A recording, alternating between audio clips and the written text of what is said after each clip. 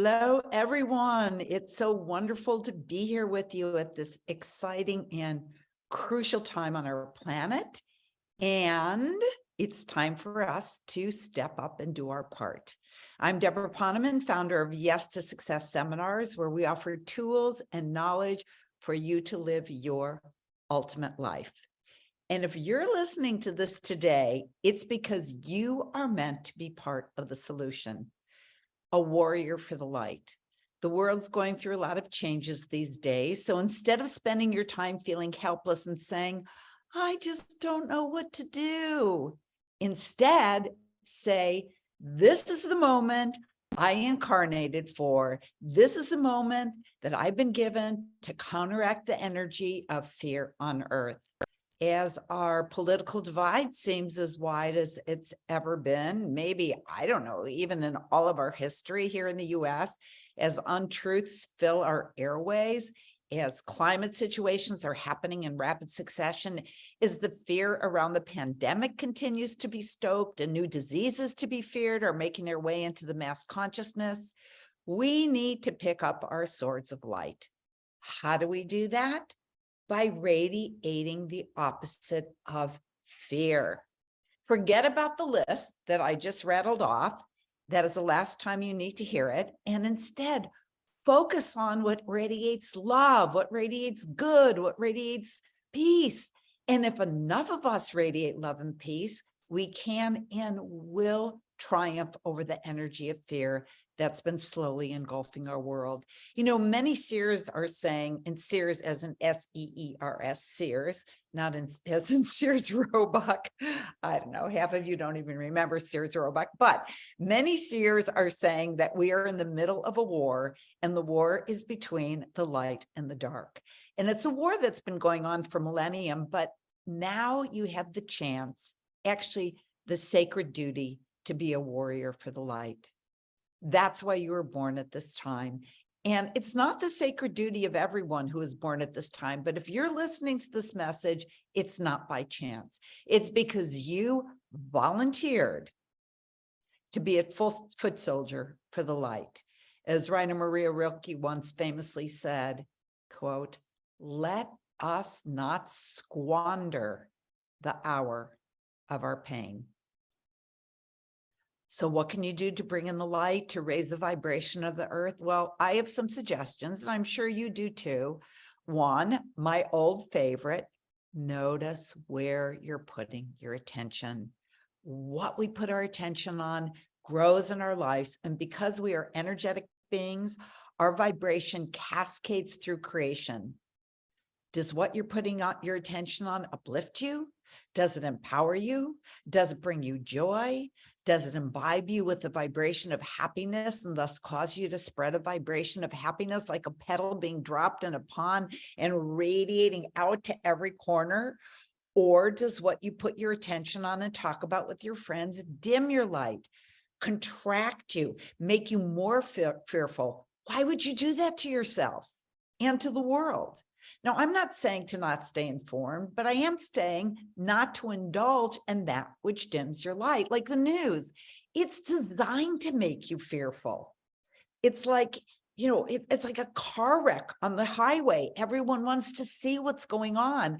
And the more sensationalized it is, the more people become addicted to it, and the more advertising dollars flow in.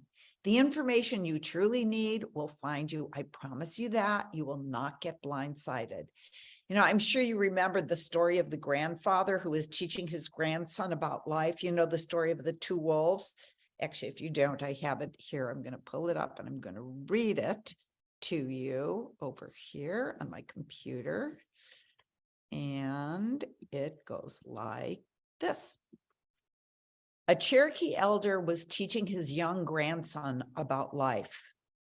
A fight is going on inside me, he said to the boy. It's a terrible fight, and it's between two wolves. One is evil.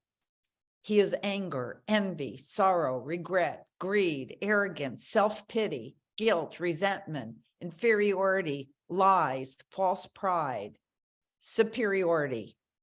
That's interesting. Inferiority and superiority, self-doubt and ego. The other wolf is good. He is joy, peace, love, hope, serenity, humility, kindness, benevolence, empathy, generosity, truth, compassion, faith. The same fight is going on inside you and inside every other person. The boy thought about that for a moment and then asked his grandfather, which wolf will win? And the elder simply replied, the one you feed.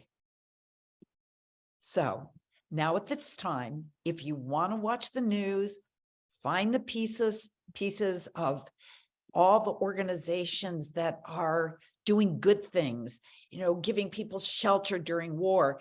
Feed the wolf that is good. Okay. Share with your friends every uplifting article you can, like about the dog that showed up at the owner's door 6 months later after they'd given up hope. I mean, doesn't just that idea uplift you and make you give your heart skip a beat? Find stories of people doing random acts of kindness and share them with one another.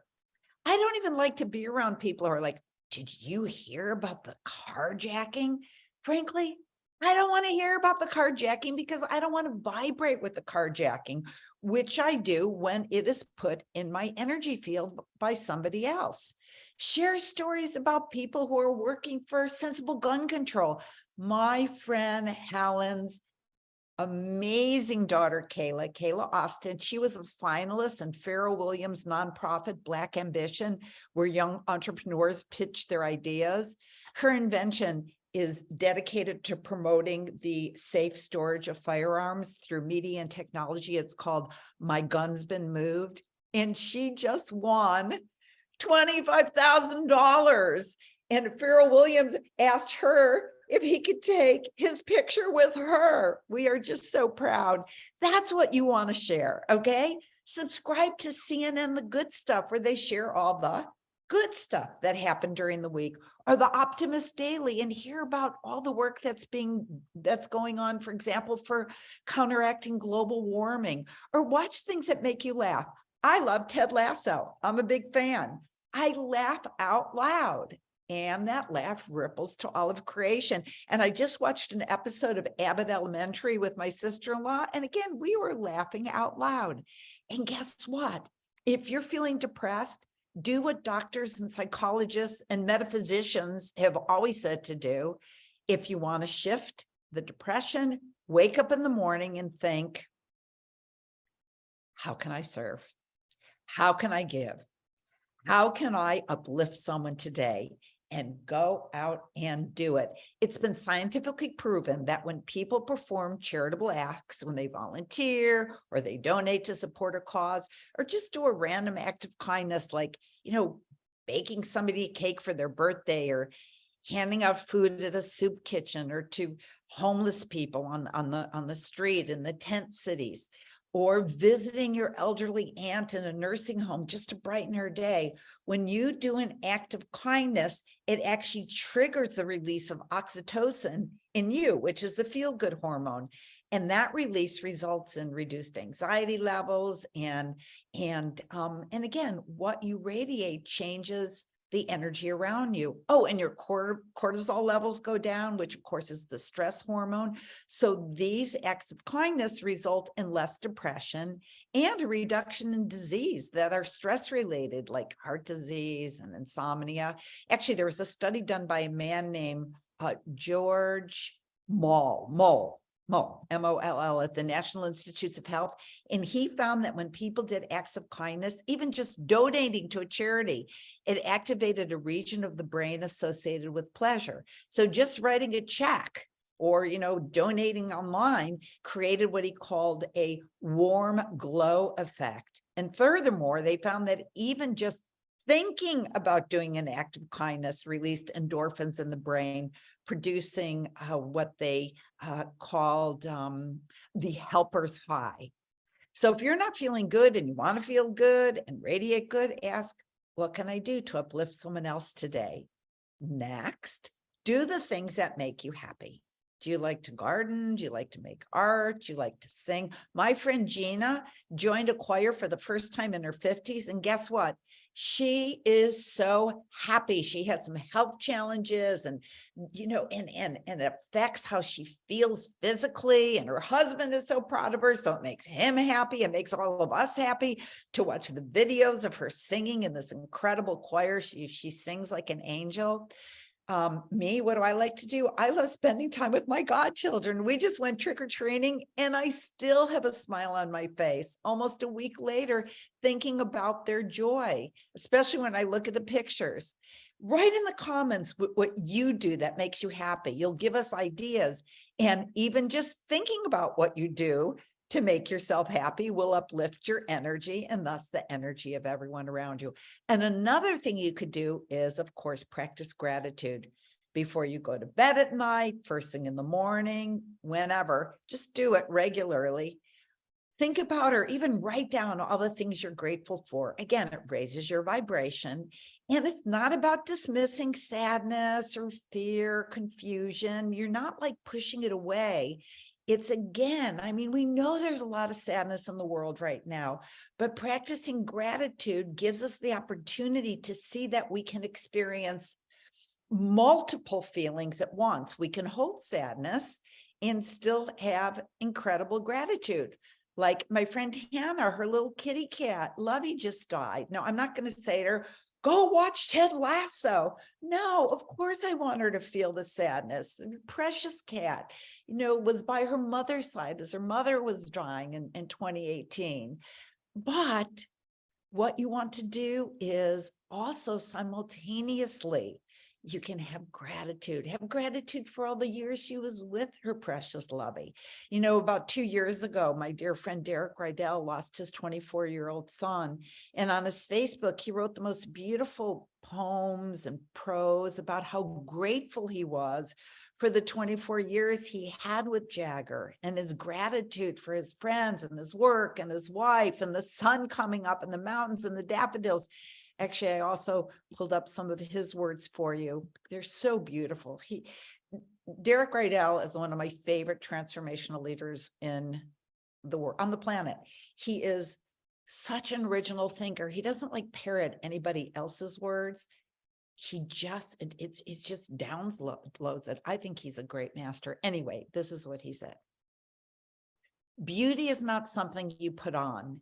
It's the radiance that shines when you take everything off.